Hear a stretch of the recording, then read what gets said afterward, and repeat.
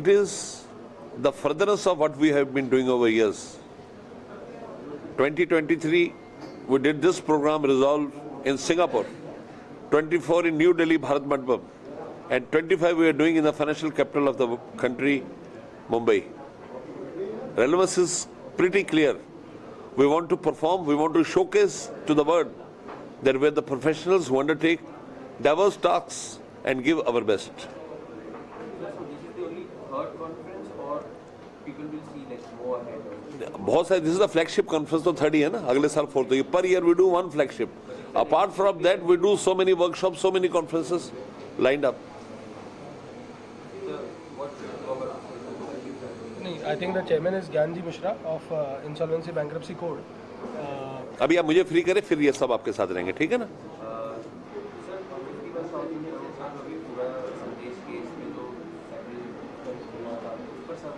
I will not like to speak on any individual issues. आप मुझसे कैसे पूछ सकते हैं? मैं रेगुलेटर.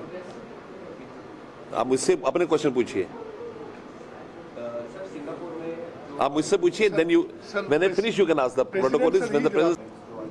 आगे बहुत सारे इवेंट्स है. We have to showcase to the world that Indian professionals, we are the largest accounting body of the world. Started way back on 1st July 1949. Ever since then, we have been performing to make India an economic superpower. IBC is a reforms process. That process has to be brought to the forefront, exhibiting to people our skills. People who do insolvency, solvency, the chairman does insolvency and bankruptcy, they are very much specialized professionals who deliver things on the right esteem and ensure that we move in the right direction. What message you want to give to chartered accountants, young chartered accountants? A twofold message. Number one, hone your technical skills and create an impetus that you are the best. And second, work wholeheartedly for your motherland India. We have to ensure to make India a super economic power, and our institute, the Institute of Chartered Accountants of India, as the best institute of the world. Thank you. अब आप लीजिए जिसका लेते हैं. We do an international conference every year. The largest proposition was seen with World Congress in 2022. In 2023, we did GLOPEC, an international conference in Gandhinagar, Gujarat. In 2024, we did WOFA 1.0 in New Delhi. And now we are doing WOFA 2.0 in Greater Noida, Uttar Pradesh. This is a flagship program of the institute, and this time we are eyeing close to 25,000 people who could join it. We will have the best of speakers, close to 200, who would ultimately come forth and contribute and showcase to the world that we are the best profession. Apart from that, we have people focusing on various breakout sessions, plenary sessions, speakers, then breakout sessions on artificial intelligence, on system audits, technology, on forensics, on sustainability, ESG, on financial markets, on accounts and auditing. There are various facets of chartered accountancy profession which is taken care individually in the breakout sessions. So 3-day power-packed program, having very great program and very relaxing evenings where one can relax and get rejuvenated for the next day. I invite all to come and join this flagship program. Let India shine as a star in the international world. Thank you. Sorry, one more question. FIS relevant. The forensic standards and IBC go hand in glove. We promulgated 23 forensic standards which are the first in the world. So with forensic standards, we are able to determine where the money is being siphoned off. So IBC or insolvency occurs when money goes out of the system to unauthorized hands, when it is not used for the desired object for which it has been brought in the company. So forensic standards and forensic investigations give you a conclusion where the money has been siphoned off. So it is an integral part of IBC. Thank you. Thank you. Thank you. अभी insolvency का नया bill आ रहा है parliament में. वो bill select committee में है. Select committee को हमारे इंस्टीट्यूट ने अपना रिकमेंडेशन दिया है कि उसमें क्या क्या सुधार किए जाएं. उनमें मुख्य 3-4 चीज़ें हैं जो मैं आपको बताना चाहूँगा. पहला है इंसॉल्वेंसी का जो टाइमलाइन है वो रेगुलेट करने की बात है. दूसरा है कि जो जब केस एनसीएलटी में कोई भी इंसॉल्वेंसी का आता है तो उसको एडमिट करना ना एडमिट करना वो कोर्ट पे डिपेंड करता है। अब नए बिल में क्या है कि वो इंसॉल्वेंसी कोई केस पड़ेगा तो कंपलसरी एडमिट किया जाएगा। तीसरा जो एक इम्पॉर्टेंट चेंज आ रहा है वो क्रेडिटर लेड इंसॉल्वेंसी प्रोसीडिंग्स आ रही हैं, CIIRP। तो वो एक नया डेवलपमेंट, एक बड़ा डेवलपमेंट होगा कि जो छोटे केसेस होंगे वो उनमें गवर्नमेंट निकालने की कोशिश करेगी। एक cross border insolvency group insolvency है। एक कंपनी है, उसकी कई कंपनियां हैं, तो एक कंपनी इंसॉल्वेंसी में जा रही तो क्या दूसरी कंपनी भी जा सकती है? तो उसके लिए भी नए रूल्स फॉर्म हो रहे हैं। ऐसे मान लिया कोई कंपनी इंडिया की है, उसकी कोई ब्रांच बाहर है, आउट ऑफ इंडिया है, या उसकी कोई एसोसिएट ग्रुप कंपनी बाहर है, तो ये कंपनी का इंसॉल्वेंसी में जा रही तो उसके ऊपर क्या इम्पैक्ट है? इसको भी ग्रुप इंसॉल्वेंसी और क्रॉस बॉर्डर इंसॉल्वेंसी का भी नया इनेक्टमेंट में नए प्रावधान आने जा रहा है। देखिए, इंसॉल्वेंसी फ्रेमवर्क का पूरे इंडियन इकोनॉमिक सिस्टम में बहुत बड़ा फायदा है। एक्चुअली कोई इंसॉल्वेंसी क्या है? इंसॉल्वेंसी में कोई कंपनी अगर फाइनेंशियल मैटर्स में वो वीक हो गई, अपने डेट्स डिस्चार्ज नहीं कर पा रही है, अपनी लाइबिलिटी डिस्चार्ज नहीं कर पा रही है, तो उसको रिजॉल्व करने के लिए कोई दूसरी कंपनी आती है या उसको रिस्ट्रक्चर करा जाता है कि आप कर लो, खुद ही इस तरीके से करो। तो इंसॉल्वेंसी फ्रेमवर्क इज लाइक, ऐसे कह लो आप, कोई आदमी अगर बीमार हो गया तो उसका रिपेयर होना जरूरी है। लाइक वाइज इंसॉल्वेंसी है कि उसको रिपेयर मेंटेनेंस करके दोबारा खड़ा किया जाता है कि आप दोबारा काम करो, और उसको करने वाला दूसरा, कोई जरूरी नहीं वो खुद ही करे, दूसरा आदमी भी आता कहता है कि नहीं आप नहीं चला पा रहे हो, कोई बात नहीं, हम चलाएंगे इसको। ये होता है इंसॉल्वेंसी। ओके, जी सक्सेस रेशियो IBC देखिए, सक्सेस रेशियो तो नंबर टर्म्स में अगर देखें तो अभी तक 4 लाख करोड़ का हमारा इंसॉल्वेंसी के प्लान्स हमारे कंट्री में पास हुए हैं। बहुत बड़ा अमाउंट होता है। एग्जिट प्लान मिलता है, कंपनियां जो काम नहीं कर पा रही हैं, MSMEs हैं, तो उनको एग्जिट करने का रास्ता मिलता है। तो अभी एज ऑन डेट अगर हम देखें तो जो आने वाला समय है वो इंसॉल्वेंसी रिजीम के लिए बहुत अच्छा समय आने जा रहा है, प्रोफेशनल्स के लिए भी, कंपनीज के लिए भी, कि वो अगर कोई आदमी इसके अपनी कंपनी का प्रॉपर एग्जीक्यूशन नहीं कर पा रहा है तो वो उसके लिए समय अच्छा रहेगा कि वो उसको एग्जिट कर सकता है। सिंगापुर वाला रुको सिंगापुर में हमारी एक कमेटी इंस्टीट्यूट की है, committee on MSME and startup. उसका अभी 27 जून को हमने मुंबई में बहुत बड़ा इवेंट किया था चेयरमैन साहब के नेतृत्व में, और उसका अभी स्टार्टअप का एक हम लोगों ने सिंगापुर में इवेंट किया। उसमें क्या था कि हमने 8 स्टार्टअप पूरे इंडिया से हमने शॉर्टलिस्ट किया, उनको हम सिंगापुर लेके गए। सिंगापुर में हमारा इंस्टीट्यूट का चैप्टर है, जैसे ये ऑफिस है हमारा मुंबई का, ऐसे सिंगापुर में भी हम लोगों का चैप्टर है। तो उस चैप्टर ने वो इवेंट ऑर्गेनाइज किया, और वहाँ से जो हम 8 स्टार्टअप यहाँ से इंडिया से हमने इनवाइट किए थे, उसमें 3 स्टार्टअप को हमने फंडिंग करवाया, उनको पैसा दिलवाया वहाँ से। और कई इंटरनेशनल फंड करने वाले लोग हम लोगों के अब टच में, हम ये स्टार्टअप के फंडिंग को हम लोग और बूस्ट देंगे। इसके लिए हम लोग भी प्रयास कर रहे हैं कि एक बहुत बड़ा प्रोग्राम आने वाले टाइम में करेंगे, वहाँ से स्टार्टअप्स को इकट्ठा करेंगे और जो अच्छे स्टार्टअप हैं उनको ले जा करके सिंगापुर में फंडिंग करवाएंगे। हमारे साथ में अर्पित काबरा जी वाइस चेयरमैन भी सिंगापुर में थे, और अर्पित जी ने पूरे इकोसिस्टम में, स्टार्टअप में अपना पूरा महत्वपूर्ण भूमिका निभाया। जो हमारे इन्वेस्टर्स वहाँ आए हुए थे उनसे हम लोगों ने पर्सनल मीटिंग करके उनको इनवाइट करा कि आप इंडिया आएँ और इंडिया की ग्रोथ स्टोरी के पार्ट बने। आप लोग को ये जानकर बहुत खुशी होगी कि हम लोग ने जितने भी इंटरनेशनल इन्वेस्टर से वहाँ मीटिंग किया, उनका कहना था कि अब वो एक्चुअली भारत में इन्वेस्ट करना चाहते हैं। भारत के लोकल लेवल पे, टायर 2 टायर 3 नहीं, और उससे नीचे जाके जहाँ पर एक्चुअल स्टार्टअप्स है जो मैन्युफैक्चरिंग कर रहे हैं, यूनिक प्रोडक्ट्स बना रहे हैं, वो उधर पैसा लगाना चाहते हैं, ताकि एक बढ़ते हुए जो इंडियन इकोसिस्टम में वो पार्टिसिपेट कर सके और कहीं ना कहीं बहुत अच्छे रिटर्न्स जनरेट कर सके, वो अपने लिए और अपने इन्वेस्टर्स के लिए और पूरी इंडियन कम्युनिटी के लिए। तो एक बहुत बड़ा फ्रेमवर्क ICI ने पहली बार, इतिहास में पहली बार सेटअप किया, जहाँ पर MSME कमेटी बाहर जाके स्टार्टअप्स के लिए फंड रेज करके आई है, और ऐसे कम से कम नहीं करके 25 से 30 इन्वेस्टर्स हैं जो लाइन अप हैं, जो चाहते हैं कि अब इंडिया में आके भारत में स्टार्टअप्स में इन्वेस्ट कर सकें। चेयरमैन, क्या वैसे ही हम, जैसे ही इंटरनेशनल लेवल की बात हो रही है, हमारी भारत भर में 180 ब्रांच है और हर ब्रांच में हम MSME क्लिनिक चलाते हैं। हफ्ते में एक दिन फ्राइडे अगर कोई भी MSME हमारे ब्रांच में आता है, उसको कोई भी इंफॉर्मेशन चाहिए, चाहे वो सब्सिडी की हो, GST के बारे में कुछ हो, इनकम टैक्स के बारे में हो, तो उसकी हमारी MSME कमेटी जो सर के अंडर में चल रही है, startup MSME committee chairman vice chairman यहाँ पर हैं, तो हम ये जो एक मुहिम चला रहे हैं, एक in true sense ICAI is becoming partner in nation building, उसकी जो एक्सरसाइज है, हमारी 180 ब्रांचेस जो अक्रॉस इंडिया हैं, वहाँ फ्री क्लिनिक चला के हम लोग उनको सपोर्ट कर रहे हैं। मुंबई में बांद्रा में WRC चेयरमैन केतन सैया है, उनके नेतृत्व में हम लोग BKC में फ्री क्लिनिक चला रहे हैं एवरी फ्राइडे। तो आपके माध्यम से हम चाहेंगे कोई भी उद्योग कर्मी जो भी किसी भी तरह छोटा मोटा बड़ा, अगर उसको कोई भी तकलीफ है, उसको कहीं भी हेल्प चाहिए चार्टर्ड अकाउंटेंट की, वो आए और उस दिन फ्राइडे को BKC में फ्री ऑफ कॉस्ट एक चार्टर्ड अकाउंटेंट से सलाह ले सकता है। और CA के साथ साथ वहाँ पर सिडबी, वहाँ पर सारे बैंक्स, वहाँ पर दूसरे और सब्सिडीज, स्टेक होल्डर्स सब आपको वहाँ मौजूद मिलेंगे। कहीं ना कहीं आपको उसके बारे में एडवाइस भी मिलेगी।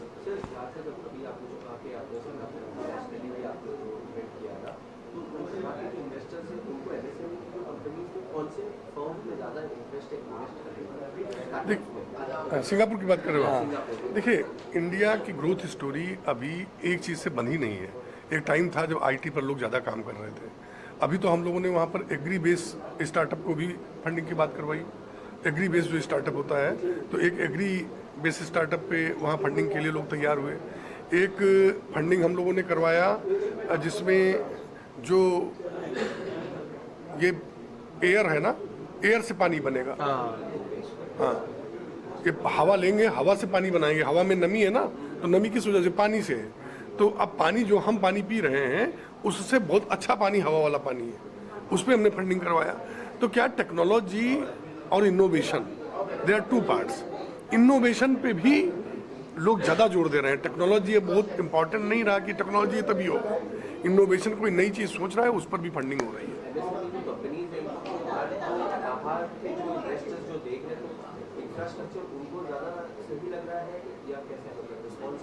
देखिए, इंडिया की ग्रोथ स्टोरी इतनी अच्छी है, हर आदमी इंडिया आना चाह रहा है। तो MSME स्टार्टअप अगर इंडियन है तो वो पूरे विश्व में अपने आप लोग उसको अच्छा दर्जा दे रहे हैं। Thank you. धन्यवाद।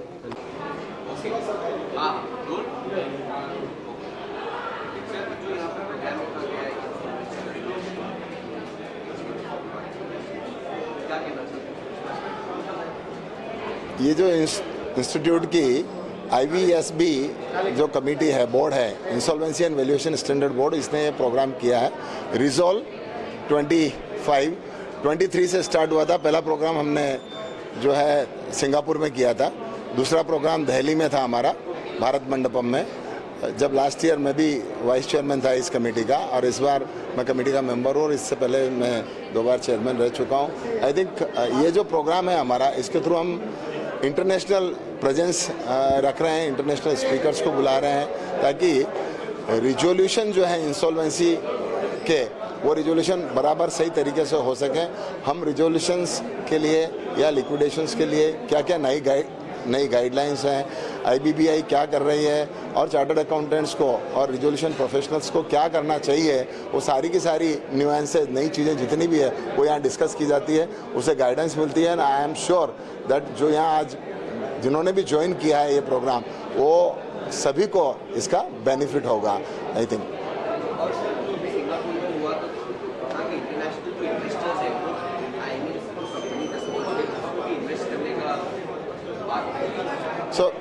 अभी 2 चीज़ें हुई थी। पहले जब हमने सिंगापुर में एक ये रिजॉल्व किया था, उस समय रिजोल्यूशन से रिलेटेड चीज़ें हुई थी, और अभी MSME का एक प्रोग्राम किया जहाँ इंडियन स्टार्टअप्स को 10 इंटरनेशनल इन्वेस्टर्स ने फंडिंग करने का प्रॉमिस दिया और वो फंडिंग कर रहे हैं। सो अल्टीमेटली हमारा जो मोटो है ICAI में वो ये है कि इंडियन जो स्टार्टअप्स हैं, इंडियन जो कंपनीज़ हैं, जो रिजोल्यूशन में भी हैं और जो प्रोस्पेक्टिव हैं, उनके अंदर इंटरनेशनल इन्वेस्टमेंट आए, और भारत जो है 2047 के अंदर विश्व की तृतीय शक्ति बनने वाला है, तीसरी शक्ति बनने वाला है डेवलप्ड कंट्री के रूप में। तो ऐसे समय में हर आदमी पूरे विश्व में भारत की ओर देख रहा है। और chartered accountant partner in nation building है। Institute of chartered accountant of India जो है इसके लिए अपनी तरफ से पूरा काम कर रहा है और हम सारे सेंट्रल काउंसिल मेंबर मिलके इसके लिए काम करें कि इंटरनेशनली हम लोग अच्छा काम करें, इंटरनेशनल फंड्स यहाँ आएँ और इन्वेस्ट करें इंडिया के अंदर। Thank you. Hello, myself CA Vishnu Agrawal, Chartered Accountant, Central Council member of the Institute of the Chartered Accountant of the India. Today, the Institute of the Chartered Accountant of the India has organized this beautiful conference for the insolvency professional. When 2016 this insolvency professional has came, from that day to today, till date, we Chartered Accountant has done lot of efforts for success of this initiative of the government of the India, and we 2,500 Chartered Accountant as an insolvency professional done and given the success ratio to the government of the India and work day and night hard working and came out with the good results, and with all the companies which were in the downfall, we have given the resolution and came out with the financial creditors and the creditors who were not recovering their money from that particular company. As a Chartered Accountant of India and as a nation building, we have done so many initiatives from the Institute of the Chartered Accountant of India. Thank you, friends. I am of course a chartered accountant and cost accountant and company secretary. I am also president of Association of Valuation Professionals, and the knowledge sharing which is happening here is something great. I think IBBI, ICAI and the various organizations which are holding this are really adding a lot to the profession's value.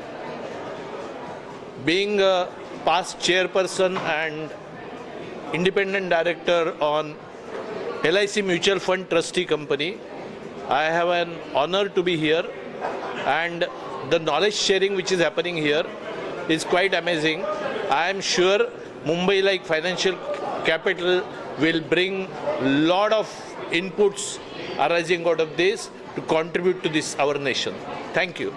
My name is Ganesh Mane. I am from InfraStreetGuide.com. This is third international convention on insolvency and valuation.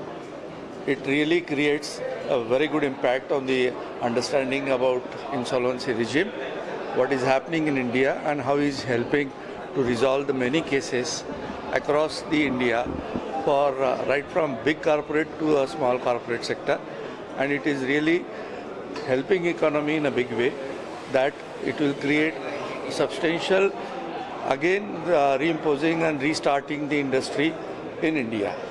This is what I could understand about this, and this really helping us. Thank you very much. I'm Sunit Shah, Chartered Accountant and insolvency professional. So I have been attending this Resolve, which is hosted by Institute of Chartered Accountants of India, and this is the third year of Resolve that is happening. First is it happened in Singapore, second it happened in New Delhi, and this time it's happening in Mumbai, the financial capital of this country. And every time I have been to this conference, and it was a great conference every time. And year to year it's getting more and more improvisation is happening in these insolvency domain and these conferences as well. So this time the beauty of this conference this time is that it has more than 50 speakers, and it is more about smaller topics they have covered, which is encompassing half an hour to 45 minutes, which is they have tried to capture so many subjects in 2 days conference, which is a great thing. Great event or great conference, international conference that is being organized by Institute of Chartered Accountants of India and hosted by WRC Mumbai. So we are thankful to everyone for this lovely conference. Keep doing it. Hello, myself CA Dipti Jain. I'm working as a Vice President in the Choice Group in Financials, which is into financial services. So this Resolve is a wonderful concept which has been brought up by the Institute of Chartered Accountant, and as it's very well said, this is the third session and third conference, and we are doing it into the financial capital of India, Mumbai, and very good response, good speakers, wonderful sessions, and definitely the participants are going to benefit a lot from this conference. And this kind of conferences should happen more at the institute level. Thank you so much. मेरा resolve 2025 है। पहला ये 2023 में हुआ था Singapore में, और उसके बाद दूसरा न्यू दिल्ली में, और तीसरा ये अभी है मुंबई में। ये हमारे देश के विकास के लिए बहुत ज़रूरी है। चर्चाएं हो रही है जो रिजॉल्व किया जाए, ना कि किसी कंपनी को डिजॉल्व किया जाए। रिजॉल्व का मतलब ही है कि हमें कंपनी को दोबारा एक्टिव लाना। और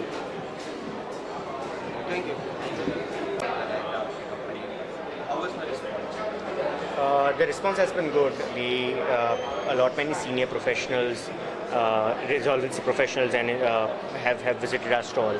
बहुत detailed discussion हुआ about what they do and what we do. So they day in day out use many current accounts and escrow accounts across multiple banks. So we explained our whole product suite to them, and they've sort of really liked the solution. And we expect post this event a lot many conversions happening from this. Tell us something about your company. Yeah, so Castor is an escrow and a transaction banking platform. We help in opening and operating of multiple escrow accounts and current accounts across multiple banks via single dashboard. And we also have a different product where it's India's first cloud-native source code escrow platform. So in and all, we help in creating a single dashboard where all your current accounts and escrow accounts can be linked. And also we help in escrowing the source code to safeguard the interest of the companies and the vendors. Yeah. So all in all, what we've tried to do is that we've tried to automate the complete fund flow movement and provide easier visibility for all the parties involved in the whole journey that is covered in the insolvency use case. So we are happy to be here. A lot of good interactions have happened. Looking forward to these partnerships converting into meaningful business. And yeah, it's glad that we have a stall here.